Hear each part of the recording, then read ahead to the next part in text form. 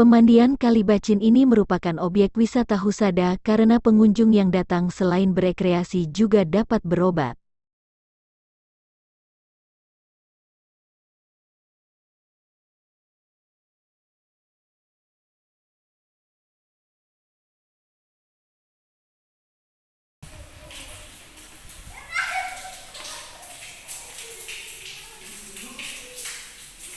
Disebut Kalibacin karena airnya berbau kurang sedap, namun karena kandungan belerangnya tinggi sehingga mampu mengobati berbagai macam penyakit kulit, saraf dan tulang rematik, sehingga dianjurkan bagi anak-anak untuk mandi di kolam renang karena di samping berendam dalam air belerang juga sambil berolahraga sehingga bagus untuk masa pertumbuhan dan pembentukan tulang yang kuat. Objek wisata ini terletak sekitar 17 km arah selatan kota Purwokerto, tepatnya di Desa Tambak Negara, Kecamatan Rawalo.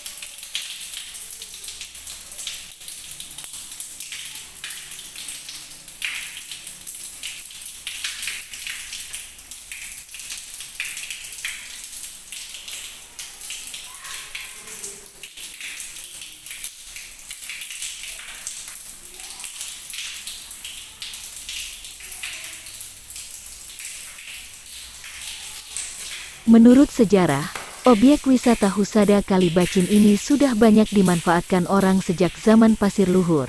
Abad 15, tepatnya adalah ketika Pasir Luhur dibagi 5 yaitu satu bagian, 4 desa pasir sekarang, adalah daerah Mancagangsal yaitu wilayah pemutihan yang mendapat tugas khusus untuk merawat pusaka dan makam kerabat keratin yang ada di Pasir Luhur, di mana wilayah ini diberikan kepada putra Adipati Pasir Luhur yang terakhir yaitu Pangeran Perlangon Uang bernama Pangeran Langkap, dan 4 desa perdikan yang diberikan kepada 4 keponakan Adipati Pasir Luhur, Pangeran Pelangon, yang salah satunya bernama Ki Bonjok, 3 orang lainnya masing-masing bernama Ki Gede Sule, Ki Gumingsir dan Ki Ambilangu. Sebelum Bonjok berkuasa di wilayah itu, sebagai desa perdikan, tempat itu sudah dikenal banyak orang dengan nama Gua Teleng, namun belum dimanfaatkan sebagai objek wisata. Setelah Ki Bonjok berkuasa di situ dan Gua Teleng banyak dimanfaatkan banyak orang untuk mengobati berbagai macam penyakit kulit, maka Gua Teleng berganti nama dengan nama yang baru yaitu Tuk Semingkir karena berbagai macam penyakit setelah mandi di mata air ini segera sembuh. Semingkir artinya pergi, hilang, sembuh.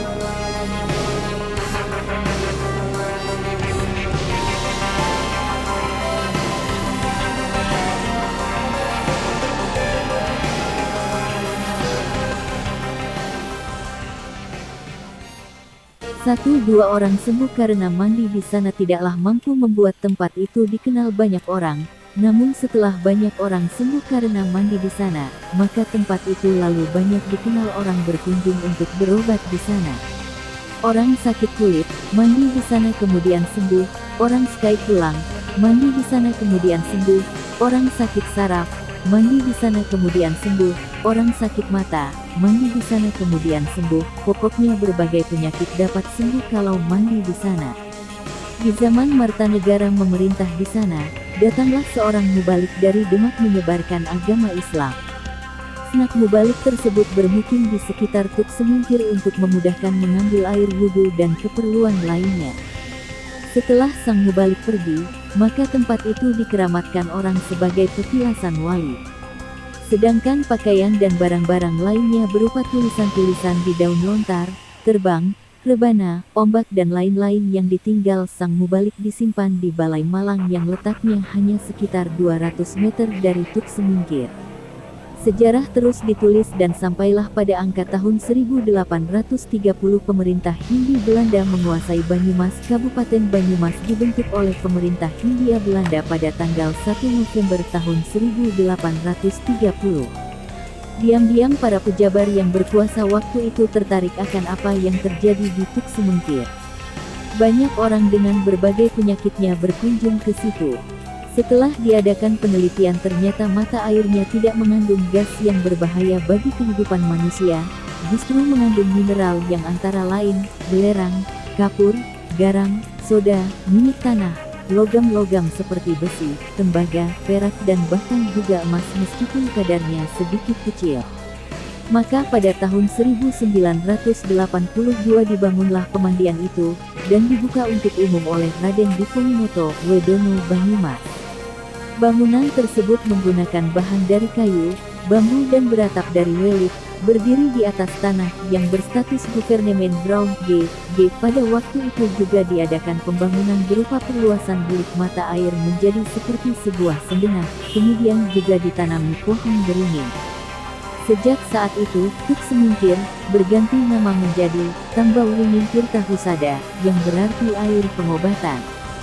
Dengan telah dibukanya tempat itu untuk umum, maka dengan itu pula dan untuk yang pertama kalinya, yaitu tahun 1982 di Kabupaten Banyumas telah berdiri satu objek wisata pengobatan tertua dengan nama Tambau Wringin Tirta Husada.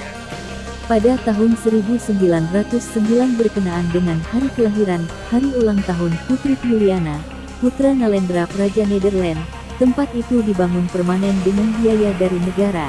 Adapun sebagai pemimpin pembangunan tersebut adalah Raden Danusubroto Wedana Banyumas secara bertahap.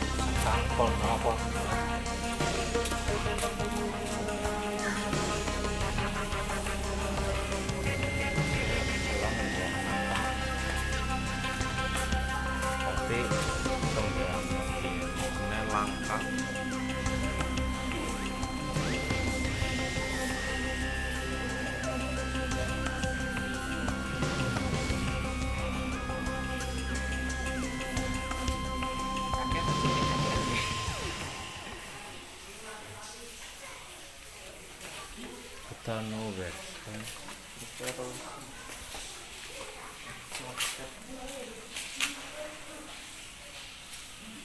Lulukar.